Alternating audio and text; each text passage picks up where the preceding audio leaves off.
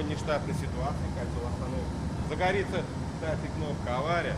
Здание старое, оснащение новое. В межсезонье на Казанской котельной на улице Музыкальной установили автоматизированное российское оборудование. Раньше стояло советское. В ходе капремонта также заменили котлы и обновили кровлю. Благодаря модернизации удалось минимизировать риск инцидентов. Возросла эффективность работы котельной. Безопасность, в первую очередь безопасность, потому что мы все-таки работаем с опасными факторами, это газ. Раньше со старой автоматикой при розжиге котельной участвовало минимум 2 оператора, лучше 3 даже. А сейчас автоматика, оператор просто нажимает кнопку «Пуск». На первом этаже теплые полы, в детском саду 2 ясельные группы, поэтому мы попросили дать тепло уже в сентябре. 281-й детский сад получает тепло как раз с той котельной. Отопительный сезон в социальных объектах начался еще 2 недели назад. Тепло нас пропивало, тепло.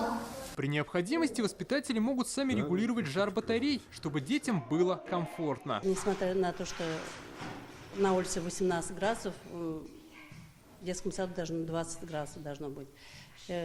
У нас кирпичные здания, поэтому и полы, и стены холодные бывают, если отопления нет. Отопление нам включают вовремя. С этого дня тепло начали давать по всей Казани. Процесс поэтапный. Управляющие компании ТСЖ информируют жителей о включении отопления. В администрациях районов работают горячие линии. Также обращения принимают в системе «Открытая Казань». Главное, чтобы тепло в квартиры дошло к выходным, когда ночью температура может уйти в минус. Надо выстраивать гидравлику, нужно выстраивать температурный режим. Это все занимает определенное время.